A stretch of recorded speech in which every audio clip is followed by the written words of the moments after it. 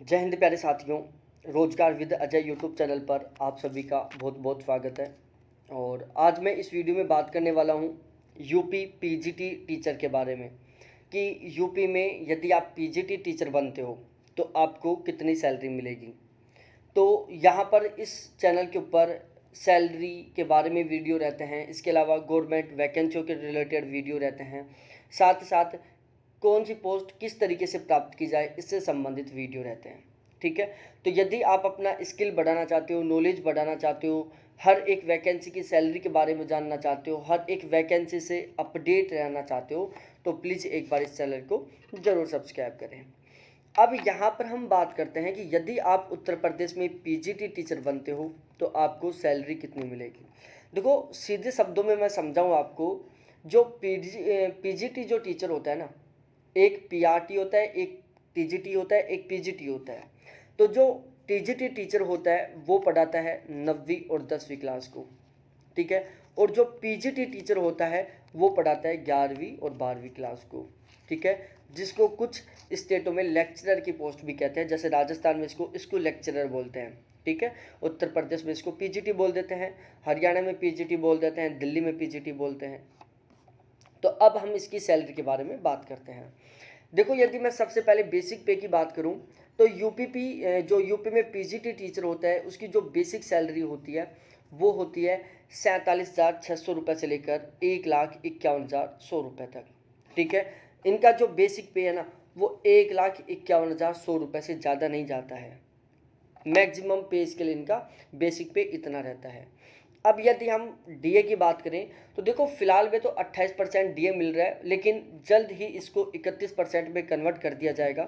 तो आप जब तक ज्वाइनिंग लोगे तब तक आपको 31% के आसपास डीए मिलेगा। तो 31% यहाँ पर आपको डीए मिलता है, जिसको हम डीएनएस अलाउंस बोलते हैं। पे लेवल 8वां है और ग्रेड पे 4800 है।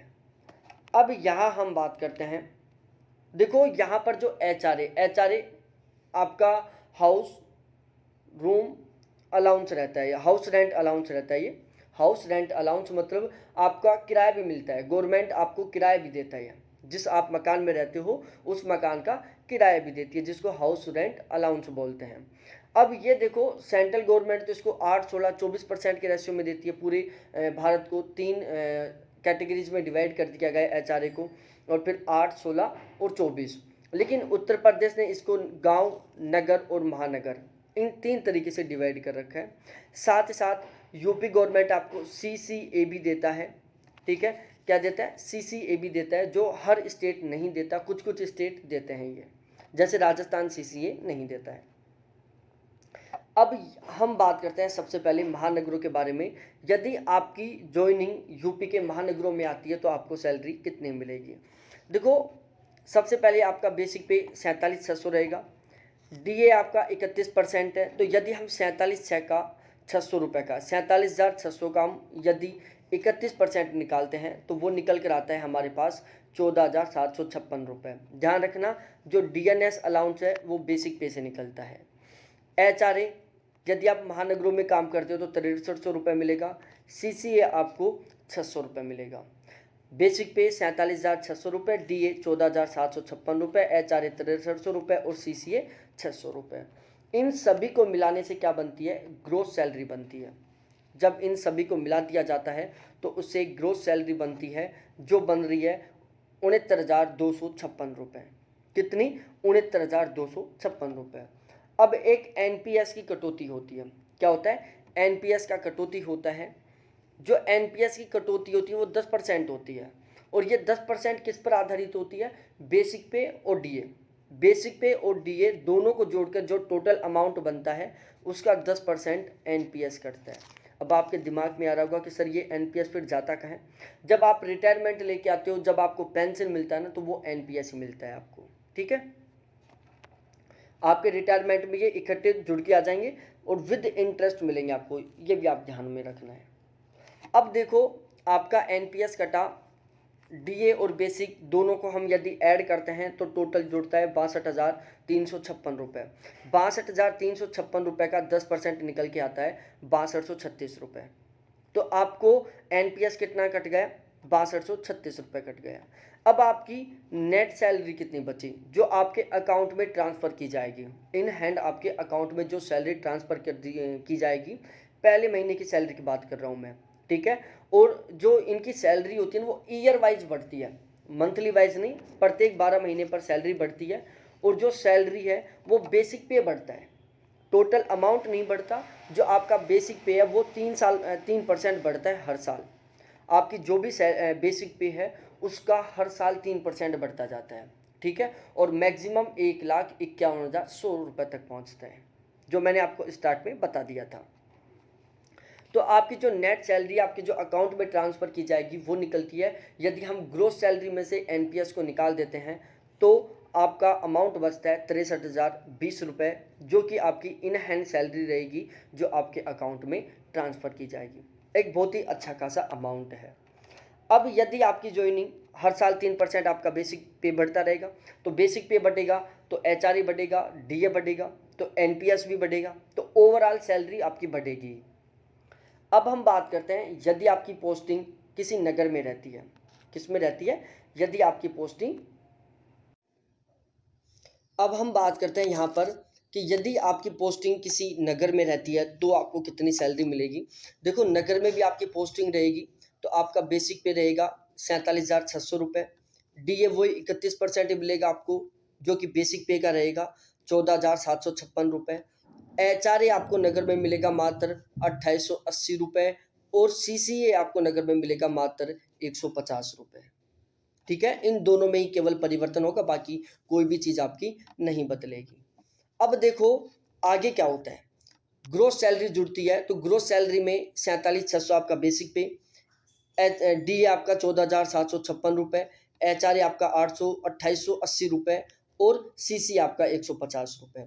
इन सभी को मिलाकर आपका ग्रोस सैलरी बना 65,386 रुपये। अब आपका एनपीएस कटेगा, बेसिक पे और डीए दोनों को मिलाकर। बेसिक पे और डीए का 10% आपका एनपीएस कटेगा, तो आपका एनपीएस कटेगा टोटल कितना, 62,356 का 10% निकालेंगे तो निकल कर आएगा 6235 रुपये। तो 6235 रुपये आपका एनपीएस कट जाएगा, ठीक है। अब भाई एनपीएस कट गया, अब कितनी सैलरी आपके अकाउंट में ट्रांसफ़र की जाएगी पहले महीने की। तो देखो, जो नेट सैलरी है जो इन हैंड आपको मिलेगी, तो ग्रोस सैलरी में से यदि हम एनपीएस को लेस करते हैं, निकालते हैं, तो हमारे पास वैल्यू निकल कर आती है 59,150 रुपये, जो कि आपके अकाउंट में ट्रांसफ़र की जाएगी, ठीक है।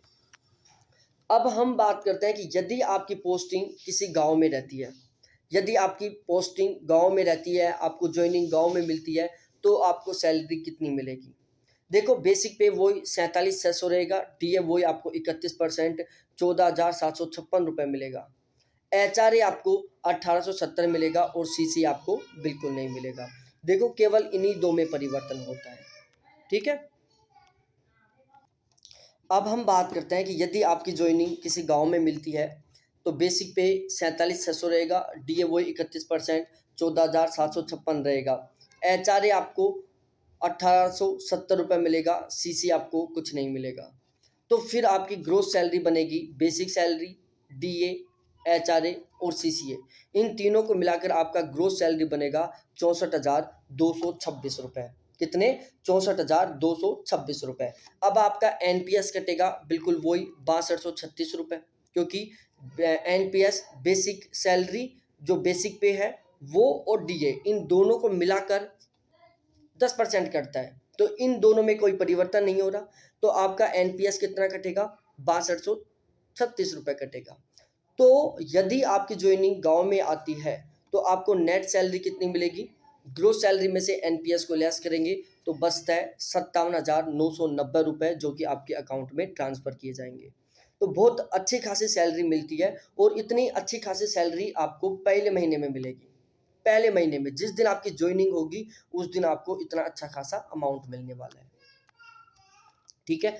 अब देखो, एक हमारे दिमाग में क्वेश्चन आता है कि यदि हम रिटायरमेंट लेके आएंगे तब उस टाइम हमारी सैलरी कितनी होगी।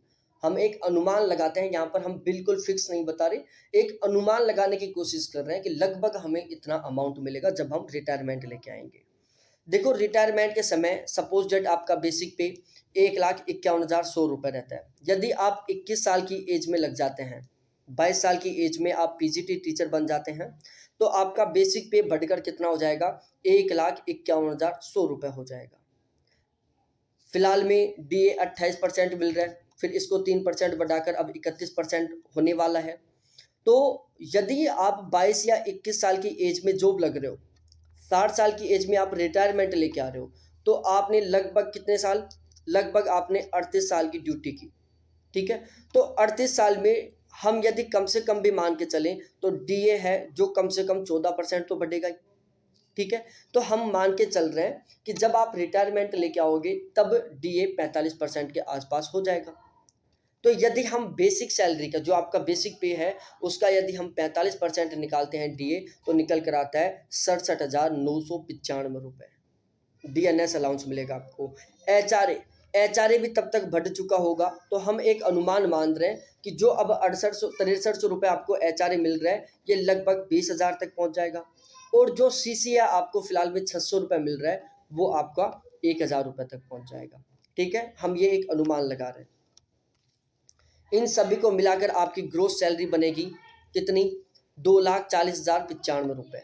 कितनी, 2,40,95 रुपये। फिर आपका एनपीएस कटेगा, एनपीएस कटेगा आपका बेसिक पे और डीए दोनों को मिलाकर, तो 21,909 रुपये आपका एनपीएस कट जाएगा। तो जब आप रिटायरमेंट के कगार पर होंगे तो उस टाइम आपकी सैलरी कितनी रहेगी, तो प्यारे साथियों यदि हम आपकी ग्रोस सैलरी में से आपका एनपीएस निकालते हैं तो निकल कर आता है 2,18,186 रुपये। तो आप जब रिटायरमेंट लेके आएंगे ना, तब आपकी सैलरी लगेगी लगभग 2,18,000 रुपये के आसपास। कितनी, 2,18,000 रुपये। इसको आप मल्टीप्लाई कर लो 12 से, 24 लाख, लगभग 30 लाख के आसपास आपकी वार्षिक इनकम रहेगी। एक साल की सैलरी रहेगी आपकी लगभग 30 लाख रुपए जब आप रिटायरमेंट लेके आओगे। ठीक है, तो सोचो लास्ट के 3 साल की सैलरी आपकी लगभग 1 करोड़ रुपए जुड़ रही है। बहुत अच्छा खासा अमाउंट मिलता है। साथ ही साथ में आपको रिटायरमेंट मिलेगा और साथ ही साथ में आपको क्या मिलेगा, पेंशन मिलेगी। ठीक है, तो बहुत बहुत धन्यवाद आपको देखने के लिए, थैंक्स बाय। वीडियो अच्छा लगा हो ना तो एक बार अपने सभी दोस्तों के साथ ज़रूर शेयर करें, वीडियो को लाइक करें, और हाँ अभी तक चैनल को सब्सक्राइब नहीं किया तो प्लीज़ एक बार चैनल को भी ज़रूर सब्सक्राइब करें। बहुत बहुत धन्यवाद आपको देखने के लिए, थैंक्स बाय मेरे प्यारे साथियों।